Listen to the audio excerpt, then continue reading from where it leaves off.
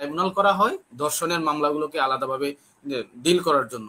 আমাদের এই দাবিগুলো ছিল এবং সেটার পরিপ্রেক্ষিতে বর্তমান রিসেন্টলি যে ধর্ষণের ঘটনাগুলো ঘটতেছে এটাকে কেন্দ্র করে সরকার যে কুইক রেসপন্স দেখিয়েছে এটা অবশ্যই সরকারের একটা প্রশংসার দাবিদার। তাদের সুস্পষ্ট তালিকা, তাদের পরিচয়, তাদের ঠিকানা এখনো পর্যন্ত আপনারা অফিসিয়ালি ঘোষণা করতে পারেন নাই। এইটা আপনাদের একটা বড় একটা ব্যর্থতার জায়গা।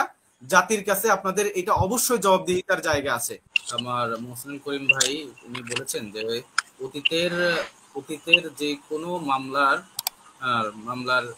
আপনার যদি মামলার যদি আমরা ইমপ্রুভমেন্ট বিশ্লেষণ করি দেখবো যে এই সম্প্রতি যে ধর্ষণগুলো হচ্ছে, যেমন হচ্ছে আপনার মাগুরায় হইল, গাজীপুরে হইল, এর পরবর্তীতে শেরপুরের নখলাতে হইল, এরপরে ঠাকুরগাঁতে হইল, এই সাম্প্রতিক সিরিজ যে ধর্ষণের ঘটনাগুলো ঘটতেছে এগুলো কিন্তু হঠাৎ করে গত এক সপ্তাহের মধ্যে একটার পর একটা ঘটে যাচ্ছে সারা দেশে একই সাথে একই যোগে। এগুলা কিন্তু কি কারণে হঠাৎ করে এটা মহামারী হয়ে গেল, এটা কিন্তু একটা কোশ্চেন মার্ক, একটা আলোচনার দাবি রাখে, এটা কোনো ষড়যন্ত্রের অংশ কিনা। এখন দেখেন এই যে সরকার কিন্তু ত্বরিত গতিতে রেসপন্স করেছে। প্রধান উপদেষ্টা, আইন উপদেষ্টার উপস্থিতিতে, অন্যান্য উপদেষ্টার উপস্থিতিতে কিন্তু সরকার একটা জরুরি ভিত্তিতে মিটিং করেছে, যেখানে 180 দিনে মামলা নিষ্পত্তি করার কথা ছিল সেখানে 180 দিন থেকে কমিয়ে 90 দিনের করার নির্দেশনা দেওয়া হয়েছে এবং তদন্ত 30 দিনে করার নির্দেশনা ছিল আগের আইনে, সেখানে জরুরি ভিত্তিতে 30 দিন থেকে কমিয়ে এনে 15 দিনের মধ্যে তদন্ত কমপ্লিট করার জন্য প্রধান উপদেষ্টা নির্দেশনা দিয়েছেন। তাহলে এটার চাইতে সবচেয়ে কুইক রেসপন্স আর কি হইতে পারে? এরপরে আপনি দেখেন আমরা কিন্তু ক্যাম্পাসে ধর্ষণ বিরোধী আন্দোলন করেছি 2018-19-এ। এর আগেও প্রত্যেকটা ক্যাম্পাসে বিভিন্ন ধর্ষণের ঘটনাগুলোকে কেন্দ্র করে, যেমন আপনার নৌকায় ভোট না দেওয়ার কারণে নোয়াখালী সোনাপুরে যেভাবে গণধর্ষণ করা হয়েছে একজন অন্তঃসত্ত্বা মহিলাকে, দিনাজপুরের যৌনাঙ্গ ব্লেড দিয়ে কেটে একজন 5 বছরের শিশু বাচ্চাকে যেভাবে পাশবিক কায়দায় ধর্ষণ করা হয়েছিল, এই ঘটনাগুলোকে নিয়ে, এবং কুমিল্লায় তনু হত্যাকে ধর্ষণ পরবর্তী তাকে হত্যা করা হয়েছে, প্রত্যেকটা ঘটনায় কিন্তু আমরা ক্যাম্পাসে ধর্ষণ বিরোধী আন্দোলন করেছি। আমাদের দাবি ছিল যে প্রত্যেকটা ধর্ষণের ঘটনাকে তদন্ত করার জন্য আলাদা কমিশন করতে হবে এবং এই মামলার যে দীর্ঘসূত্রিতা এটাকে কমানোর জন্য, এটা সমাধানের জন্য যেন আলাদা ট্রাইব্যুনাল করা হয় ধর্ষণের মামলাগুলোকে আলাদাভাবে ডিল করার জন্য। আমাদের এই দাবিগুলো ছিল এবং সেটার পরিপ্রেক্ষিতে বর্তমান রিসেন্টলি যে ধর্ষণের ঘটনাগুলো ঘটতেছে এটাকে কেন্দ্র করে সরকার যে কুইক রেসপন্স দেখিয়েছে এটা অবশ্যই সরকারের একটা প্রশংসার দাবিদার এবং যেটা কুইক একটা প্রসিডিউরাল মধ্য দিয়ে যাচ্ছে, একটা মীমাংসিত হওয়ার দিকে যাচ্ছে।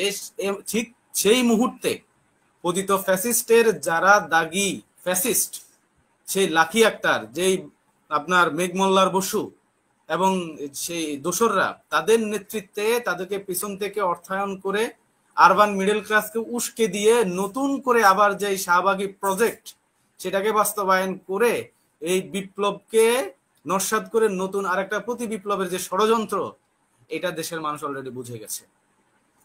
আরেকটা বিষয় যেটা আপনি বলার চেষ্টা করেছেন যে হেফাজতের যে দায়, আমি কিন্তু বেশ কিছুদিন আগে সাধারণ আলেম সমাজের ব্যানারে একটা আলোচনা সভা হয়েছিল, সেখানেও তাদেরকে বলেছি যে একটা মানবাধিকার সংগঠন, তারা কিন্তু আপনাদের নিহতর সংখ্যা সেটা পার্সিয়াল হোক কিংবা সেটা অনেক আলোচনা আছে, সমালোচনা আছে, তারা কিন্তু একটা তালিকা প্রকাশ করেছে। এটাকে কেন্দ্র করে তাকে জেলখানায় যেতে হয়েছে, তাকে রিমান্ডের শিকার হতে হয়েছে।